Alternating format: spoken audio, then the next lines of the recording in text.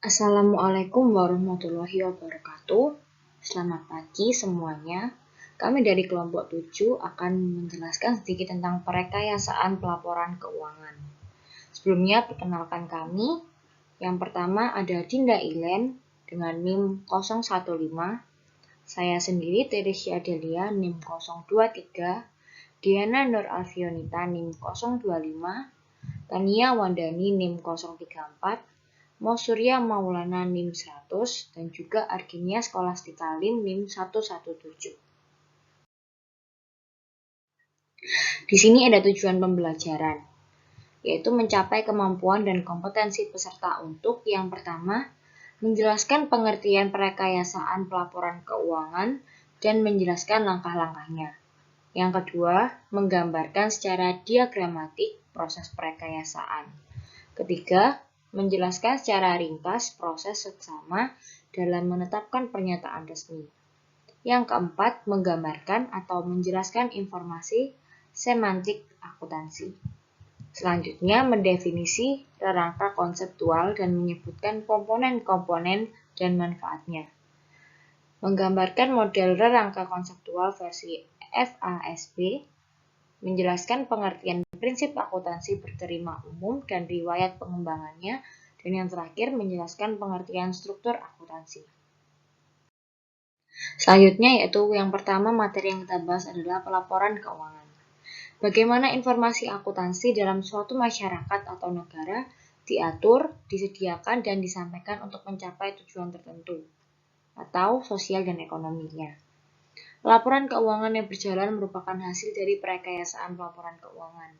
Dan pelaporan keuangan sendiri itu meliputi struktur dan juga proses. Next, yaitu statement keuangan. Statement keuangan merupakan media utama atau ciri utama pelaporan keuangan. Prinsip akuntansi berterima umum atau PABU, terutama standar akuntansi menentukan bentuk, isi, dan susunan statement keuangan. Nah, untuk pedoman resmi sendiri yang membentuk PABU ditetapkan dengan cara seksama atau due process. Perekayasaan pelaporan keuangan yaitu proses pemikiran logis dan objektif untuk membangun suatu struktur dan mekanisme pelaporan keuangan dalam suatu negara untuk menunjang pencapaian tujuan negara. Perekayasaan melibatkan pemilihan dan pertimbangan ideologi, teori, konsep dasar, dan teknologi yang tersedia secara praktis dan teoretis dengan mempertimbangkan faktor lingkungan negara. Sekian penjelasan dari saya, akan dilanjutkan oleh rekan saya. Selanjutnya, saya akan menjelaskan mengenai proses perekayasaan. Perekayasaan akuntansi adalah proses pemikiran logis dan objektif untuk membangun suatu struktur dan mekanisme pelaporan keuangan dalam suatu negara untuk menunjang tercapainya tujuan negara. Alur cerita proses perekayasaan pelaporan keuangan adalah sebagai berikut.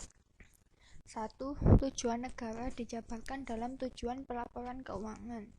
Diharapkan pencapaian tujuan akuntansi dapat membantu tercapainya tujuan negara.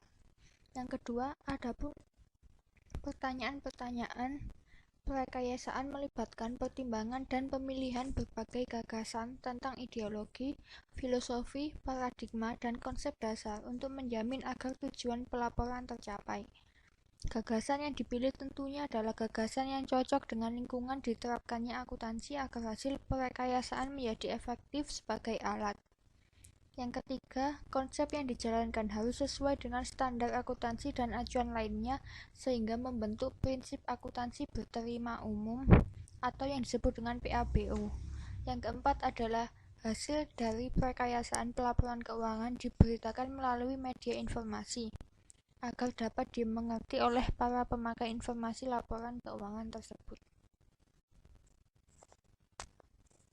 Selanjutnya, ada langkah-langkah perekayasaan. Yang pertama, penentuan konsep dasar atau postulat. Yang kedua, penetapan tujuan pelaporan. Yang ketiga, pengidentifikasian pihak yang dituju oleh pelaporan. Yang keempat, pemilihan dan penentuan informasi yang diperlukan. Yang kelima, penentuan cara menyampaikan informasi. Yang keenam, pengidentifikasian kendala-kendala pelaporan. Yang ketujuh, penyusunan dokumen resmi dalam bentuk pernyataan konsep. Yang kedelapan, penetapan standar akuntansi dan perancangan sistem akuntansi dalam rangka penerapan standar. Selanjutnya, siapa yang merekayasa? Badan legislatif pemerintah, dalam hal ini DPR dan MPR, mempunyai peranan penting dalam proses perekayasaan, mengingat kerangka konseptual mempunyai fungsi semacam undang-undang dasar atau konstitusi. Badan legislatif membentuk komite atau tim khusus yang anggotanya berwawasan dan berpengetahuan akuntansi yang luas dan memadai. Sebagai alternatif, penyediaan informasi diserahkan kepada profesi dan pelaku bisnis, mengasumsikan bahwa profesi dan pelaku bisnis adalah pihak yang paling tahu akan kebutuhan pemakai informasi keuangan. Tim yang khusus dibentuk untuk itu adalah Security and Exchange Commission atau yang disebut SEC. Yang kedua ada Badan Pengawas Pasar Modal atau BAPEPAM. Yang ketiga organisasi profesi atau unit atau dinas kepemerintahan. Materi selanjutnya akan dijelaskan oleh teman saya. Materi yang akan kita bahas adalah aspek semantik dalam perekayasaan. Proses semantik ini tidak lain adalah memilih dan menyimbolkan objek-objek fisik kegiatan perusahaan yang relevan menjadi objek-objek statement keuangan. Seperti yang dapat kita lihat pada contoh di samping, pada aliran fisiknya terdapat pengolahan jus jeruk. Lalu untuk penyimbolan elemennya, bahan bakunya yaitu buah jeruk.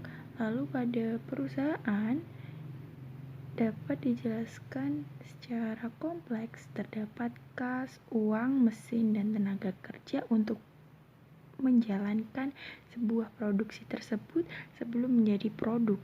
Lalu untuk pengukuran elemen untuk data dasarnya dijelaskan menjadi objek-objek statement keuangan itu sendiri.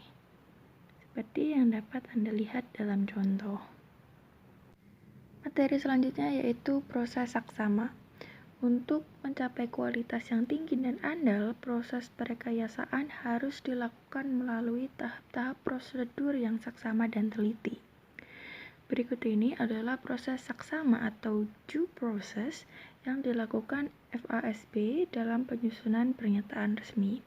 Yang pertama yaitu evaluasi masalah, yang kedua mengadakan riset dan analisis, yang ketiga menyusun dan mendistribusikan memorandum diskusi atau discussion memorandum, yang keempat mengadakan dengar pendapat umum atau public hearing, yang kelima menganalisis dan mempertimbangkan tanggapan publik atas memorandum diskusi. Yang keenam, menerbitkan draft awal standar atau exposure draft yang diusulkan. Yang ketujuh, menganalisis dan mempertimbangkan tanggapan tentang exposure draft. Yang kedelapan, memutuskan untuk menerbitkan statement atau tidak. Lalu yang terakhir yaitu menerbitkan statement yang bersangkutan. Materi selanjutnya yaitu informasi semantik akuntansi. Nilai informasi adalah kemampuan informasi untuk meningkatkan kemampuan dan keyakinan pemakai dalam pengambilan keputusan. Simbol-simbol atau elemen-elemen yang termuat dalam seperangkat statement keuangan sebenarnya tidak mempunyai makna kalau tiap elemen diinterpretasikan sebagai objek yang berdiri sendiri. Artinya, statement keuangan berisi rangkaian-rangkaian elemen-elemen baru dapat ditangkap maknanya kalau bentuk, isi, dan susunannya diartikan secara kontekstual dengan pedoman yang disepakati. Informasi semantik ini harus ditangkap secara kontekstual melalui 3 komponen. Sebagai kesatuan yaitu elemen, ukuran dalam unit moneter atau size, dan hubungan atau relationship antar elemen. Materi selanjutnya yang saya bahas yaitu rerangka konseptual VSAP.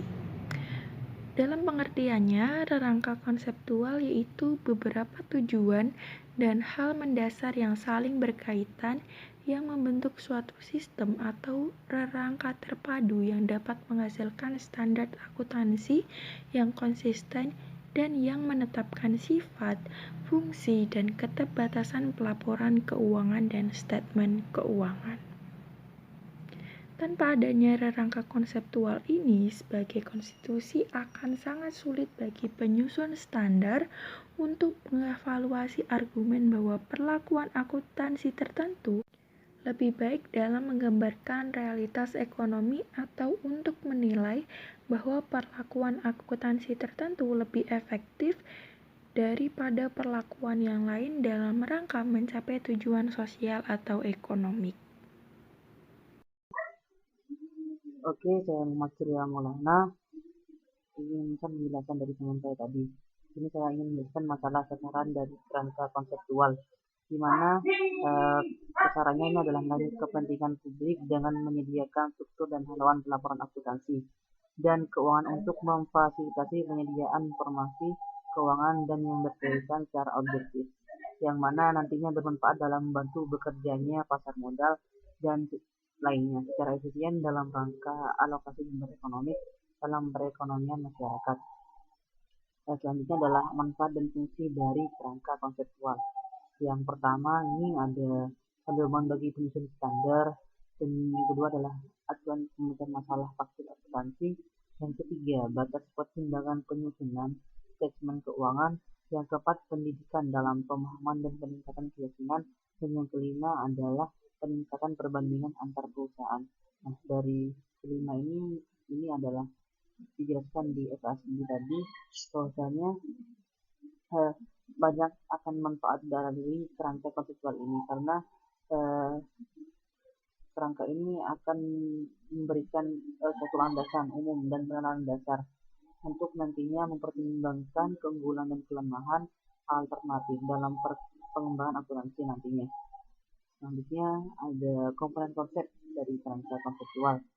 Yang pertama itu adalah tujuan pelaporan keuangan, di mana tujuan pelaporan keuangan ini adalah langkah yang paling krusial dalam nanti pekerjaan akuntansi, karena di sini adalah menentukan konsep-konsep dan prinsip yang relevan yang akhirnya nanti menentukan bentuk, isi, jenis, dan susunan statement keuangan. Selanjutnya adalah kriteria dari kualitas informasi. Untuk kriteria kualitas informasi ini adalah pedoman kebijakan akuntansi sangat erat kaitannya dengan masalah apakah informasi suatu objek ini bermanfaat untuk pengambilan keputusan bagi pihak yang pemakai yang dituju. Yang ketiga ada elemen-elemen statement keuangan.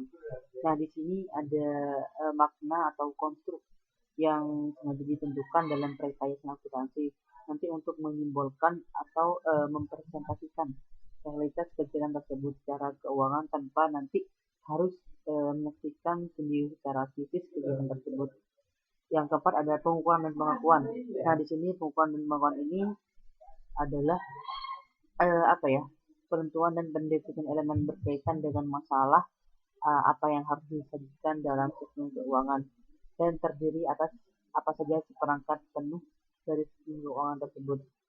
Karena penyusunan statement ini dapat dilaksanakan dengan mudah karena nanti harusnya diperlukan sarana, contohnya berupa buku besar ataupun ledger untuk menyikat hasil pengukuran.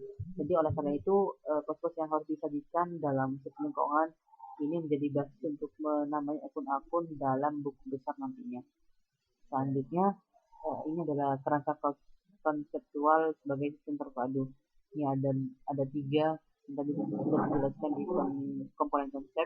Ada tujuan laporan keuangan, ada kriteria kualitas informasi dan pelaporan dan pengakuan.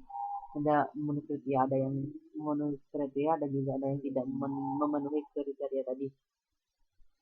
Oke, selanjutnya akan dijelaskan oleh rekan saya. Astagfirullah.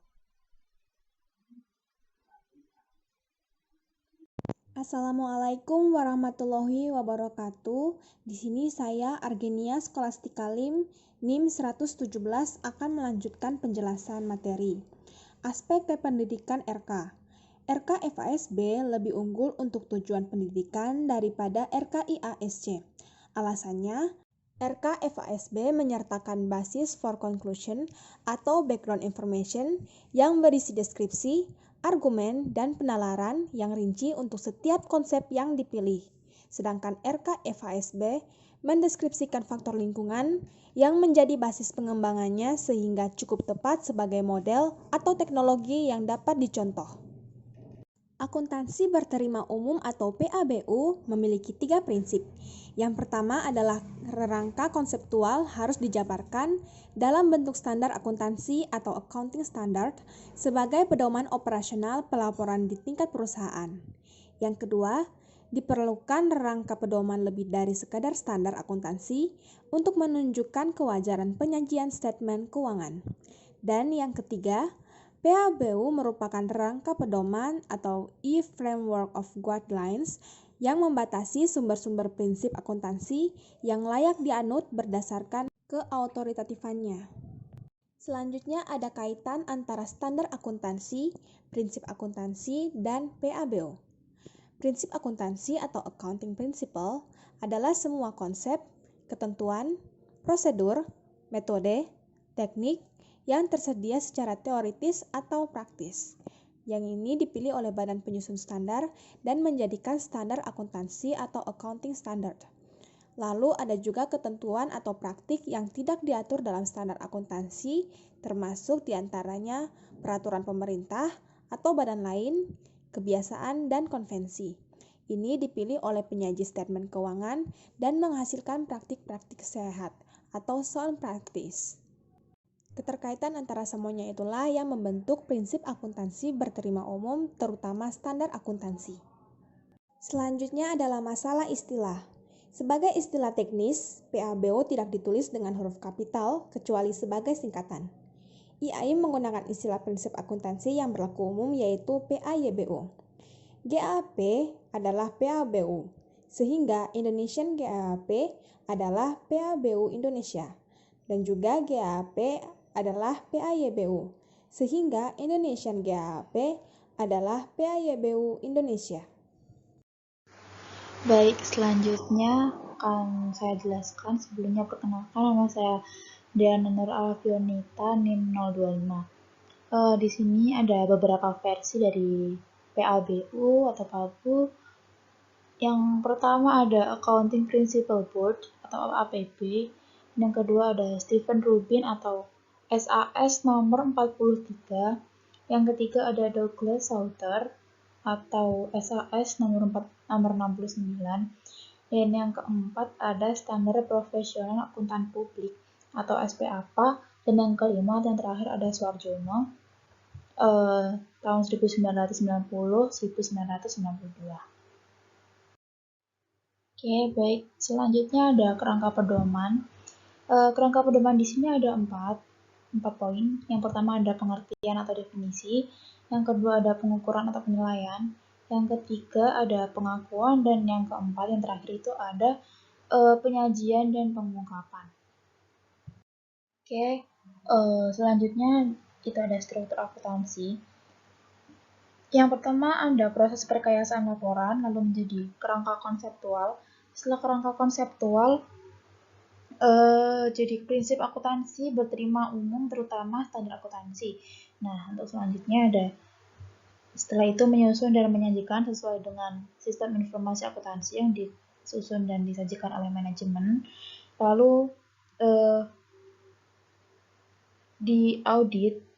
mengaudit apakah laporan keuangan menyajikan secara wajar sesuai dengan sebagai berikut yang tertera di tabel. Lalu menganalisis dan menginterpretasi sesuai dengan investor, kreditor, pemerintah, pelanggan, masyarakat umum. Nah, yang untuk sistem informasi akuntansi, statement keuangan, dan investor, kreditor itu memiliki kesamaan interpretasi terhadap pesan dan tujuan pelaporan keuangan itu tercapai. Kurang lebihnya bisa dilihat di tabel. Seperti itu tabelnya, alurnya. Untuk selanjutnya ini ada manfaat struktur akuntansi. Manfaat struktur akuntansi ada 3. Yang pertama ada acuan dalam penyusunan kurikulum program studi atau program pendidikan akuntansi. Yang kedua ada acuan dalam pemilihan bidang profesi yang memerlukan akuntansi sebagai pengetahuan prasyarat. Dan yang ketiga, manfaat yang ketiga ada menunjukkan kedudukan auditor independen dalam kaitannya dengan tanggung jawab manajemen untuk menyusun statement keuangan. Baik, dengan demikian berakhirlah presentasi dari kami dari kelompok 7. Kurang lebihnya kami mohon maaf. Sekian dari kami. Akhir kata, Assalamualaikum warahmatullahi wabarakatuh.